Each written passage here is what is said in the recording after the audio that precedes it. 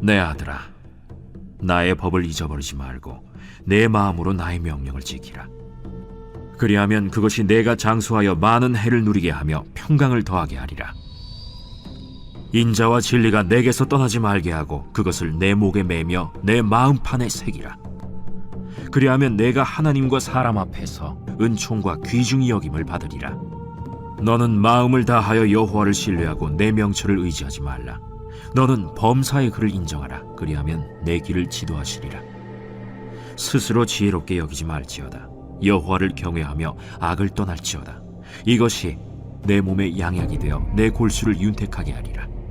내 재물과 내 소산물의 처음 익은 열매로 여호와를 공경하라. 그리하면 내 창고가 가득히 차고 내 포도즙 틀에 새 포도즙이 넘치리라.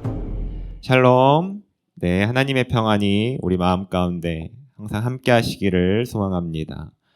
지혜에서 잠언과 함께함으로 우리 삶에서 일어나는 문제들을 지혜롭게 대처함으로 하나님을 경험하는 삶을 살아가시기를 축복합니다.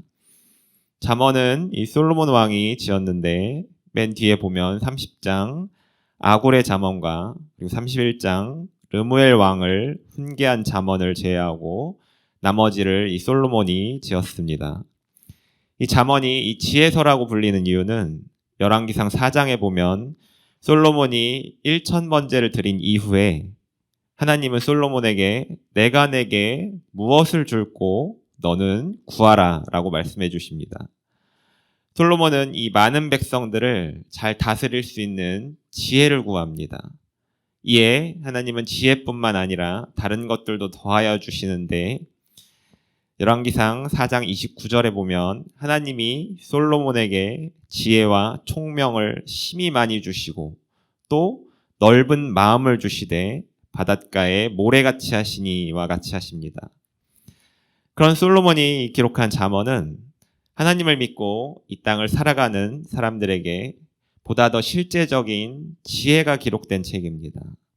솔로몬은 이 왕으로서 이 백성들을 통치하면서 많은 사람들을 만나야 했고 그리고 많은 사건들을 또 처리해야 했습니다. 그러면서 겪은 자신의 이 경험들을 토대로 이 잠언을 기록하게 된 것입니다. 그래서 잠언은 이 우리 삶의 현실에 가장 잘 맞닿아 있는 책이라고도 볼 수 있습니다. 일례로 이 직장 상사와 또 부하 직원 간의 관계, 교회에서 리더와 그리고 평성도 간의 또 관계, 그리고 가족 간에 일어날 수 있는 일, 자녀를 양육하면서 벌어지는 사건들, 판매자와 그리고 고객의 이 관계, 그리고 내가 일상에서 만날 수 있는 이 수많은 관계와 또 그로 인해 벌어지는 사건들을 처리할 때 무엇을 기준으로 우리가 살아가야 하는지를 바로 이 잠언을 통해서 우리는 깨달을 수 있는 것입니다. 자, 그럼 오늘 본문을 살펴보면 1절에 보시면 내 아들아 나의 법을 잊어버리지 말고 내 마음으로 나의 명령을 지키라고 되어 있습니다. 우리가 이 하나님의 법, 즉 말씀을 잊어버리지 말아야 하는 이유는 우리 마음에서 우러나와서 하나님의 말씀을 지키라는 이 명령을 따르기 위함입니다. 이와 비슷하게 말씀이 신명기 6장 6절에 나오고 있는데 오늘 내가 내게 명하는 이 말씀을 너는 마음에 새기고, 말씀을 이 마음에 새기라고 말합니다. 우리가 말씀을 기억하고 말씀을 잊지 않기 위해 노력하는 이유는 그 말씀대로 우리의 삶을 행동하기 위함입니다. 여기서 잊어버리지 말고라는 말의 뜻은 말씀을 망각하는 것을 넘어서 고의적으로 이를 무시하는 것까지도 해당합니다. 즉 하나님의 말씀을 일부러 멀리하지 말라고 하십니다. 그리고 마음으로 명령을 지키라고 하는 것은 하기 싫어서 정말 미루다가 어쩔 수 없이 하게 되는 것이 아니라 내 마음속에 이 하나님의 말씀을 지키기를 즐거워하고 또 기쁜 마음으로 하나님의 이 명령에 순종함을 의미합니다. 시편 1편 2절에 보시면 오직 여호와의 율법을 즐거워하여 그의 율법을 주야로 묵상하는도다. 이와 같이 하나님의 말씀을 즐거워함으로 나의 마음으로 이 말씀을 지키는 것을 의미합니다. 제가 여러 번 말씀드렸지만 하나님의 말씀이 육신을 입어 이 땅에 오신 분이 바로 예수 그리스도입니다. 즉 내가 예수님을 믿는다고 하는 것은 하나님께서 주시는 이 말씀을 믿고 따름으로 내가 구원에 이르게 된다는 의미와도 동일합니다. 에베소서 2장 8절에 보시면 너희는 그 은혜에 의하여 믿음으로 말미암아 구원을 받았으니 이것은 너희에게서 난 것이 아니요 하나님의 선물이라. 하나님의 은혜는 우리에게 말씀이 육신이 되어 이 땅에 오신 예수님을 보내주신 것이요 예수님을 믿음으로 구원에 이르게 되었다는 것입니다. 그래서 우리 삶에 이 전적으로 말씀을 따르며 말씀을 의지해서 살아간다고 하는 것은 바로 예수님을 따라서 그 예수님을 쫓아서 예수님의 제자로서 살아간다는 것을 의미합니다. 그러나 우리 주변에서 말씀대로 살아간다고 하는 사람들을 가만히 지켜보면 세상이 말하는 이 상식적인 기준에도 못 미치는 사람들이 있습니다.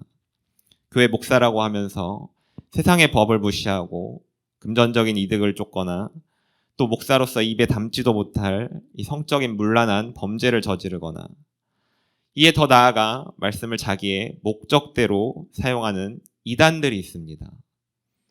이단들도 말씀을 사용해서 사람들을 미혹합니다.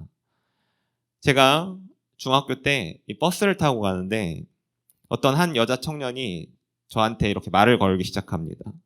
그때 제가 교회 예배를 드리러 가는 도중이었고 이 성경책을 들고 가고 있었는데 그것을 보더니 자기가 저한테 묻기를 교회 다니냐고 묻고 교회 다니는 것 같다고 성경책을 들고 다니니 교회 다니는 것 같다고 이야기하면서 진짜 진리를 이야기해주고 싶은데 한번 와서 들어볼 수 있겠냐 저에게 그렇게 권면을 하는 것입니다. 그래서 제가 그냥 좀 귀찮은 마음에 처음에는 됐다 안 하겠다 그렇게 했지만 자꾸 나하고 같이 버스에서 지금 내리자고 이야기를 하는 것입니다. 그래서 그럼 그냥 한번 들어볼까 하는 그런 호기심에 제가 내려서 그 사람을 따라서 이렇게 들어가게 되는데 바로 그곳이 제7일 안식교였습니다. 제7일 안식교가 이단인데 그렇게 들어가 보니 나를 데려온 사람은 온데간데 없이 사라지고 거기서 전도사 같은 사람이 나한테 딱 오더니 1시간 동안을 이 말씀을 펴면서 계속해서 나에게 자신들의 이 교리를 설명하는 것입니다. 왜 일요일에 예배를 드리는지 알고 있느냐? 원래 안식일은 토요일인 것을 알고 있냐? 안식일에 무엇을 해야 되는지, 무엇을 하지 말아야 하는지 당신 알고 있냐? 그렇게 시작해서 거의 1시간 동안 성경 구절을 계속해서 찾으면서 나에게 그렇게 자신들의 이 교리를 이렇게 강요하는 것이었습니다. 그렇게 이야기하다가 내가 이제 시간이 많이 지났다. 이제 가봐야 한다. 나는 이제 가야 될 시간이다라고 얘기했는데도 불구하고 계속해서 이 이야기는 당신이 들어야 한다. 한 번 더 들어봐라. 그러면서 30분을 나에게 더 이야기하는 것입니다. 그때는 잘 몰랐지만 이게 지금 와서 생각해보니 성경의 이 한 부분을 자기 마음대로 해석해서 그 안에 진짜 하나님의 뜻은 관심도 없고 자기만의 교리를 단단히 하기 위해서 여러 성경 구절을 이리저리 끼워 맞춰서 나에게 전해줬다는 것을 알게 되었습니다. 이단들은 이와 같이 성경의 본래 의미와 취지는 관심이 없습니다. 하나님의 뜻과 이 목적을 찾기보다 자기의 유익을 구하고 또 자기가 원하는 대로 자의적으로 성경을 해석하고 사람들을 미혹하고 있는 것입니다. 그러나 말씀을 그런 사람들이 이렇게 옳지 못한 목적으로 사용한다고 해서 우리가 말씀이 아닌 다른 것을 찾게 되면 우리 또한 예수님을 믿고 따르는 것이 아니게 됩니다. 제가 왜 이런 이야기를 우리 성도님들과 나누게 되었을까요? 이 이야기의 핵심은 말씀에는 문제가 없다는 사실입니다. 말씀은 많은 사람들에 의해서 오랜 시간에 걸쳐 기록되고 더 많은 시간 동안 옮겨 적기도 하면서 편집되기도 했지만 이 모든 일이 하나님의 감동으로 이루어졌다는 사실을 우리는 믿고 나아가는 것입니다. 더불어 말씀으로 안 된다, 말씀만이 아닌 다른 것을 찾아야 한다고 하는 것은 예수님이 아닌 다른 것을 찾겠다라는 의미와도 동일합니다. 우리 그리스도인의 이 본질은 무엇입니까? 바로 예수님께서 우리 마음속으로 오셔서 나의 구원자가 되었다는 사실입니다. 우리에게 가장 중요한 것은 이 땅에서 잘 사는 것이 아닙니다. 바로 구원받고 천국 가는 것입니다. 우리 삶의 가장 본질적인 것, 기도로 하나님을 만나게 되고 말씀으로 하나님의 뜻을 깨닫게 되는 것입니다.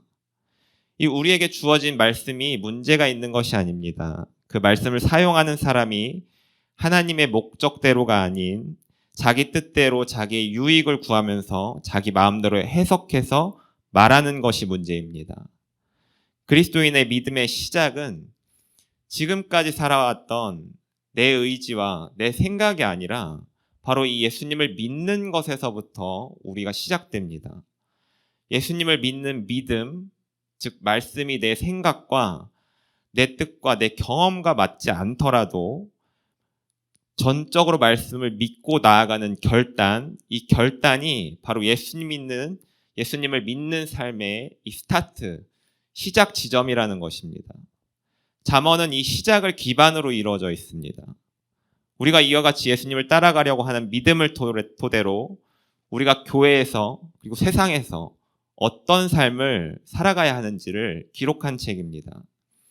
우리가 이상적으로 생각해 볼 때 교회는 예수님을 믿는 이 믿음으로 모인 곳이기 때문에, 그리고 교회의 머리가 그리스도이시기 때문에 우리가 교회 안에서 일을 진행할 때 주님의 뜻대로 아무런 잡음 없이 모두가 예수님께 순종함으로 일이 순탄하게 잘 진행되어야 이상적인 것입니다. 그러나 세상 어떤 교회도 그렇지 않습니다. 끊임없이 불협화음이 일어나고 또 오해가 쌓이고 그 오해로 인해 서로 말도 잘 하지 않습니다. 특히나 리더는 구성원들 사이에서 자기의 말과 행동으로 인해 얼마나 많은 이 뒷이야기를 쏟아내게 됩니까? 다 함께 모여서 잘해보려고 해보지만 서로의 생각이 다르고 또 관계의 깊이가 다르기에 잘 진행되는 것 같아 보여도 어느 순간 또 문제가 생깁니다.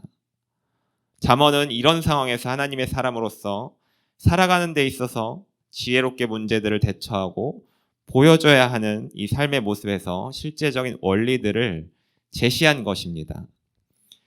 본문 4절을 보게 되면 그리하면 내가 하나님과 사람 앞에서 은총과 귀중히 여김을 받으리라. 우리가 말씀을 떠나지 않고 나의 마음에 새길 때 하나님과 그리고 사람 앞에서 은총과 귀중히 여김을 받게 됩니다. 하나님께서 귀중히 여기는 사람 앞에 우리는 함부로 행동할 수가 없게 됩니다. 정말 말씀대로 살아가려고 하는 사람, 말씀 앞에 바로 선 사람, 말씀을 깊이 묵상하고 계속해서 하나님의 뜻대로 살아가는 사람. 이런 사람은 하나님께 귀중함을 받기 때문에 하나님이 사람들 앞에서 세워주십니다. 권위는 내가 세우고 싶다고 세워지는 것이 아닙니다. 나를 아무리 내세우고 내가 잘한 것을 나의 입으로 계속해서 이야기한다고 해서 나의 권위가 바로 서지 않습니다. 진정한 권위는 하늘에 계신 하나님으로부터 내려와서 세워지는 것입니다. 하나님께서 귀중히 여기시고 세워주시는 사람, 하나님 앞에서는 물론 사람 앞에서도 귀중히 여겨지고 또 권위가 세워집니다. 이 말씀 앞에 이 바로선 목사님들을 만나보면 그런 목사님들을 대하기가 상당히 어렵다는 것을 경험해 보신 적이 있을 것입니다. 굉장히 인자한 웃음으로 편안하게 하라고 이야기는 해주시지만 나는 그렇게 할 수 없습니다. 말 한마디를 조심조심 하게 되고 또 행동을 조심하게 됩니다. 저는 우리 성도님들께서 이와 같이 사람 앞에서는 물론 하나님 앞에서 이 은총과 귀중히 여김을 받으시기를 소원합니다. 하나님은 말씀을 지키고 따르려는 사람을, 말씀을 지키고 따르려고 온 힘을 다하는 사람을 끊임없이 지켜보시는 분입니다. 우리가 하나님을 사랑한다고 아무리 말로 고백해도 하나님은 우리가 하나님의 말씀을 정말 지키고 따르는지를 보시고 내가 얼마나 하나님을 사랑하시는지를 아십니다. 요한복음 14장 21절에 보면 나의 계명을 지키는 자라야 나를 사랑하는 자니 나를 사랑하는 자는 내 아버지께 사랑을 받을 것이요 나도 그를 사랑하여 그에게 나를 나타내리라. 우리 성도님들의 삶 가운데 이 말씀을 잊지 마시고 나의 온 힘을 다해 말씀을 지킴으로 하나님을 사랑하고 또 하나님과 사람 사이에서 은총과 귀중히 여김을 받으며 하나님의 사랑을 경험하게 되시기를 축복합니다. 기도하겠습니다. 나에게 하나님의 말씀을 허락하시니 감사합니다. 나의 삶에서 하나님의 은총과 귀중히 여김을 또 허락하시니 감사합니다. 하나님의 무한하신 사랑을 알게 하시니 감사합니다. 나의 삶이 온전한 감사로 드려지게 하시며 하나님을 높이는 삶을 살아가게 하옵소서. 예수님의 이름으로 기도합니다. 아멘.